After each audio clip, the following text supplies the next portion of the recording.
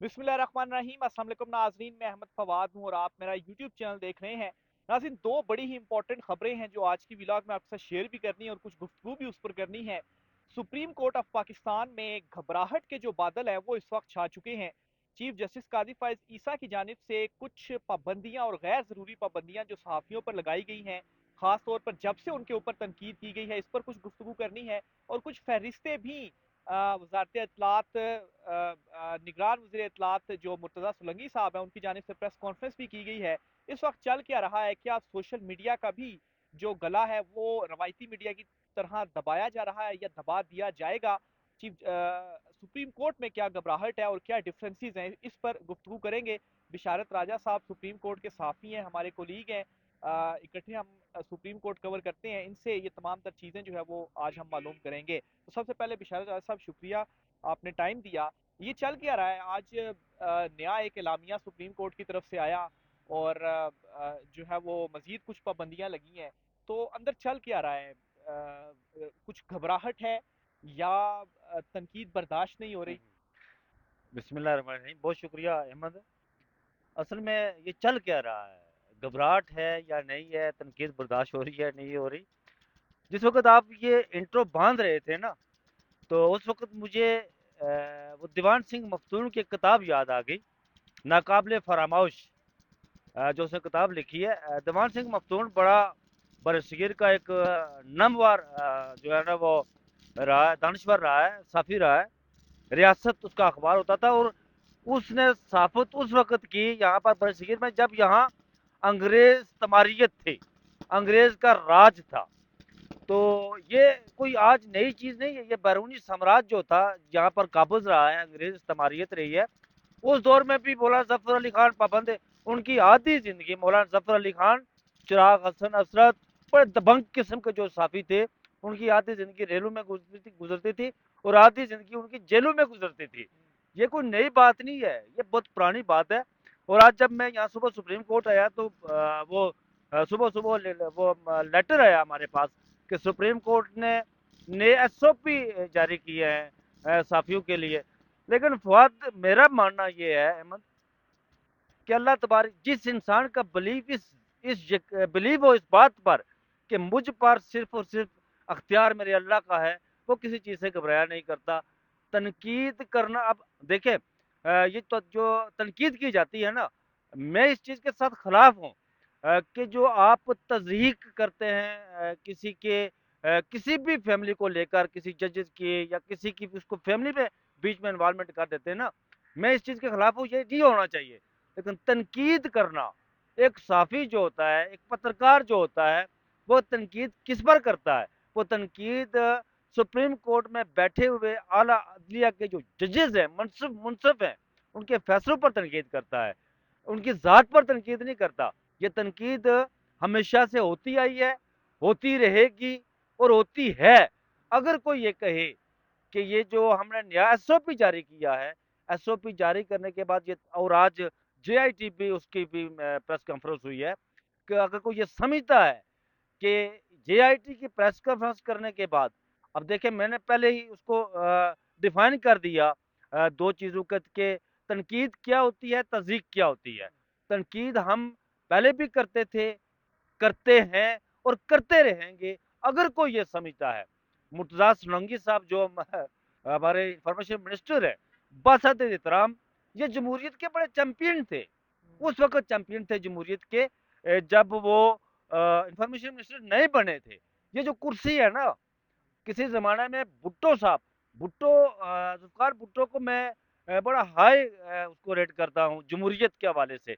लेकिन जब भुट्टो साहब इस कुर्सी इक़्तिदार पर बैठे, तो वो फिर उन्होंने उसकी उनकी हिस्ट्री उठाकर अगर आप देखें, तो उन्होंने उन लोगों को, अपनी पार्टी के उन लोगों पर जो उन पर तनकीद करते थे, जो उनके साथी थे, उनको उन्होंने उठाकर पसे ज़ंदा किया, लेकिन वो रुके नहीं। तनकीद बराए इस्लाह होनी चाहिए। यहाँ पर अहमद फवाद, मुझे हबीब जालब की एक नज़म याद आ रही है, मैं वो शेयर करना चाहूँगा। ये उन्होंने ज़िया दौर में लिखी थी। उस वक़्त या पाकिस्तान की जो पॉपुलेशन थी, वो थी 10 करोड़। आज उन्होंने 10 करोड़ लिखा हुआ है, लेकिन आज है 25 करोड़। एक इस जुमले की ایک حرف کی میں تھوڑی سی تعریف کروں گا ان کے ساتھ معذرت کے ساتھ. انہوں نے لکھا تھا 25، انہوں نے لکھا 10 کروڑ انسانوں، لیکن اب 10 نہیں ہے 25 ہے. 25 کروڑ انسانوں، بولنے پہ پابندی، سوچنے پر تحذیریں، پاؤں میں غلامی کی آج بھی ہے زنجیریں، آج حرف آخر ہے بات چند لوگوں کی، دن ہے چند لوگوں کا، رات ہے چند لوگوں کی، اٹھ کے درد مندوں کے صبح و شام بدلو، اٹھ کے درد مندوں کے صبح و شام بدلو بھی، جس میں تم نہیں شامل وہ نظام بدلو بھی. کتنی خوبصورت بات انہوں نے کی ہے. یہ جو کوئی اگر سمجھتا ہے نا کہ تنقید، اب دیکھیں تنقید جو ہوتی ہے وہ ہمیشہ برائے اصلاح ہوتی ہے. ہم تنقید کرتے ہیں. اب ہوا کیا، اسی سپریم کورٹ کے یہ شرائع دستور ہے سامنے، جہاں ہم وی لا کر رہے ہیں نا، یہ سامنے شرائع دستور ہے. یہ پیچھے ہمارے آپ کو نظر آ رہی ہوگی سفید سنگ مرمر کی استادہ عمارت، جہاں یہ کہا جاتا ہے کہ انصاف کی فراہمی کی دی جاتی ہے، عدل کی بات کی جاتی ہے یہاں پر. لیکن ہمارا عدل جو ہے وہ لیا گیا کہاں سے؟ حضرت عمر فاروق کے ان سے مستار لیا گیا. لیکن حضرت عمر فاروق کا قول ہے کہ میں نے انسان کو آزاد، اللہ تعالیٰ نے انسان کو آزاد پیدا کیا، یہ ان کا قول ہے. ہم کون ہوتے ہیں پابندیاں لگانے والے؟ اللہ تعالیٰ اپنی الہامی کتاب میں بھی کہتا ہے، سورت رحمان ہے اس کی 4 یا 5 اس کی ورس ہے، مجھے وہ ایگزیکٹلی پتہ نہیں، لیکن ایک اس آیت کا میں مفہوم آپ کے سامنے پیش کر رہا ہوں. وہ کہتا ہے کہ میں نے انسان کو بولنا سکھایا. اب بولنے سے کیا مراد ہے؟ بولنے سے یہ مراد نہیں کہ اللہ تعالیٰ نے مجھے زبان دی ہے یا بولنا دیا ہے تو میں یہاں پر کسی کی کسیدہ خواہ بن جاؤں، جھوٹی تعریف کروں. یہ مجھ سے نہیں ہوتا کم از کم. میں کیونکہ اللہ تبارک و تعالیٰ کہتا ہے کہ میں نے انسان کو بولنا سکھایا ہے. اس سے مراد ہے، اگر آپ اس کی تفسیر پڑھیں جا کر، اس سے مراد ہے کہ ظالم جابر حکمران کے سامنے کلمہ حق کہنا جو ہے اس وہ بولنے سے مراد ہوتی ہے. اچھا. اللہ تعالیٰ میری ایک ہاں. ایک ایک بات صحیح کر کے صحیح. میں آپ سے اجازت لوں گا.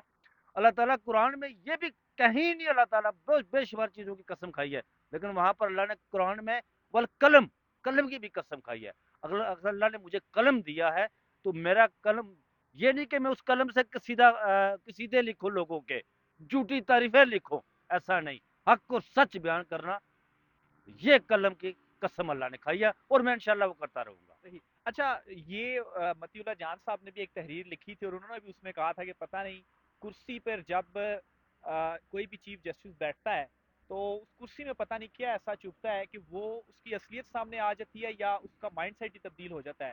تو یہ جو شروع میں ہم نے بات رکھی تھی کہ آخر قاضی صاحب جو ہیں چیف جسٹس صاحب ہمارے، جب وہ چیف جسٹس نہیں بننے تھے اس وقت جو صحافیوں کے حوالے سے وہ ایون کہ وہ اسد کے گھر گئے تھے وہ اور ان کی اہلیہ، متی اللہ لیکن جان کے اب گھر گئے ان تھے. کے گھر گئے تھے تو ابھی انہیں ایسا کیا ہوگا؟ مطلب گھبراہٹ کی وجہ کیا ہے؟ کیا اندر سے اور پھر ساتھ ہی ظاہر سی بات ہے وہ جو ایک فیصلہ بلے کا نشان واپس لیا اس پر بھی یہ بات چیت جو ہے وہ چل رہی ہے کہ جو اختلافات ہیں اور ججز جو ہیں وہ قاضی صاحب سے کافی سخت ناراض ہیں. تو یہ گھبراہٹ اصل میں ہے کیا؟ احمد، یہ متعدد مرتبہ چیف جسٹس صاحب اس بات کا ذکر بھی کر چکے ہیں. ہماری جب ان سے پہلے میٹنگ ہوئی تھی یہاں پر، ان کے ساتھ بیٹھے بھی تھے، نشست ہوئی تھی، اس میں بھی انہوں نے ذکر کیا تھا.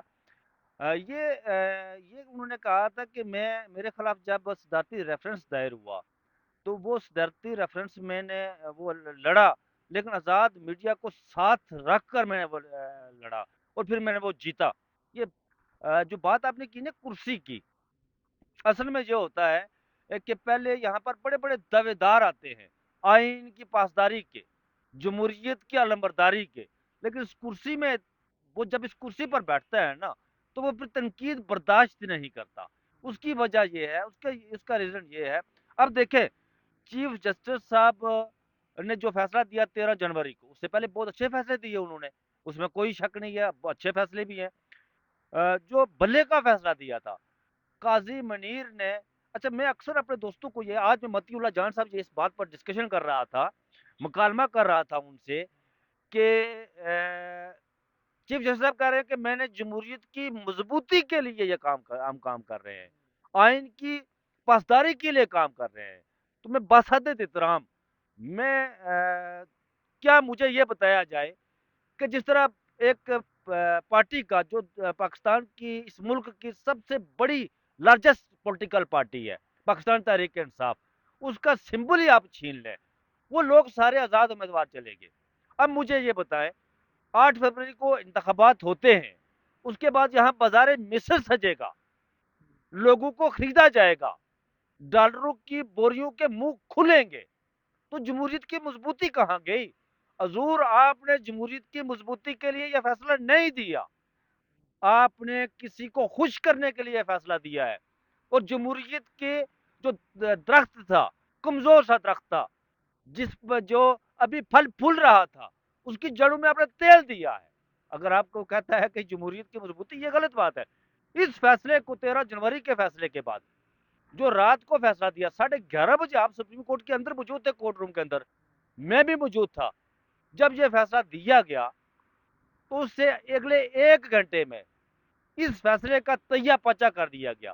وہ فیصلہ قاضی منیر نے، جو جسٹس منیر بہت پہلے دیا، 70 سال پہلے دیا تھا، یہاں پر جو مولوی تمیز الدین کیس کا فیصلہ تھا، اس فیصلے کو تاریخ نے اچھا میں آپ کو بتاؤں کہ یہ فیصلہ جو دیا گیا قاضی صاحب نے، یہ وہ فیصلہ بھی ٹیکنیکل بنیادوں پر دیا گیا تھا، آئین اور قانون کے مطابق تھا فیصلہ، وہ اس میں کوئی دو رائے نہیں ہے۔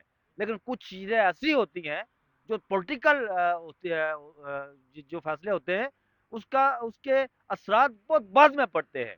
جس طرح قاضی منیر نے فیصلہ دیا تھا، آج اس فیصلے کو اٹھا کر تاریخ نے اس کے منہ پر دے مارا، لیکن یہاں پر جو فیصلہ دیا گیا اس سپریم کورٹ کی بلڈنگ میں پیچھے، اگلے 1 گھنٹے میں بڑے بڑے وہ قانون دان جو قاضی صاحب کی پیٹ کے پشت پر کھڑے تھے جب ان کے خلاف پریزیڈنشل ریفرنس لایا گیا، وہ کراچی سے آ کر یہاں کیس لڑتے تھے، وہ انہوں نے بڑے بیسٹر صلاح الدین جیسا وکیل، جو ون آف دم پاکستان کا بڑا فیمس وکیل ہے وہ، اور وہ بہت ہی اعلیٰ درجے کا قانون دان ہے، فیصل صدیقی جیسا وکیل، بڑے بڑے دانشور انٹلیکچوئل، وہ دانشور جو پیٹ سے نہیں لکھتے، جو پیٹ سے نہیں سوچتے، جو پیٹ سے انہوں نے اس پر تنقید کی ہے اس فیصلے پر، وہ دانشور جو پیٹ سے لکھتے ہیں، پیٹ سے سوچتے ہیں کہ آج ہم نے اتنا کر لیا تو آگے وہ جنہیں میں عرف عام جنہیں میں باڑے کا ٹٹو کہتا ہوں، وہ دانشور، وہ تو ایسا بہت کم آپ کو ملے گا کہ شاید کسی نے کیا ہو۔ یہ سارا جو نیا ایس او پی بنایا گیا، جے آئی ٹی بنائی گئی، اب دیکھیں جے آئی ٹی بنائی گئی، اس کی پریس کانفرنس ہوئی، کہا یہ گیا کہ ماضی میں جو ججز پر آپ نے ان کی جو فیملی کی ماں بہن ایک کی اسی تک اس کی انویسٹیگیٹ اس کو نہیں کیا جائے گا۔ یہ موجودہ بھائی قومیں اسی طرح تباہ ہوتی ہے جب آپ وہ اس کو چھوڑ دیتے ہیں اور اپنی مرضی، مقصد، منشا کے مطابق جہاں سے آپ انویسٹیگیٹ کرتے ہیں اور رزلٹ نکالتے ہیں، وہ قومیں تباہ ہو جاتی ہے۔ ایسا نہیں ہونا چاہیے۔ اگر آپ تحقیقات کرتے ہیں تو اسی شرائع دستور پر یہ سامنے اسی پر ایک جہاں پر ایک میلہ سجا تھا، یہ پی ڈی ایم کی 13 14 15 جماعتیں جو تھی، میلہ سجا تھا، جسٹس عمر عطا بندیال اس وقت کے چیف جسٹس کا نام لے کر ان پر تنقید کی گئی، جسٹس اجاز الحسن پر نام لے کر تنقید کی گئی، مریم نواز نے تو جسٹس میں منی لائک کی بختر پر اور جسٹس عائشہ ملک پر نام لے کر تنقید کی گئی، جسٹس مظاہر نقوی کا نام لے کر تصویریں لگا کر ان پر تنقید کی گئی۔ اگر وہ ہے اگر آپ نے تحقیقات کرنی ہے تو وہاں سے شروع کریں نا، یہاں سے کیوں شروع کرتے ہیں؟ یہ اس طرح جس ملک میں دو نظام ہو وہ ملک کبھی ترقی نہیں کرتے، وہ معاشرے کبھی ترقی نہیں کرتے، وہ سماج کبھی ترقی نہیں کرتے۔ ٹھیک ہے، بہت شکریہ راجہ صاحب، آپ تفصیلات سے جو ہے وہ آگاہ کر رہے تھے۔ ناظرین رائے کا اظہار کیجیے گا، مجھے اور راجہ صاحب کو اجازت دیجیے، اللہ حافظ۔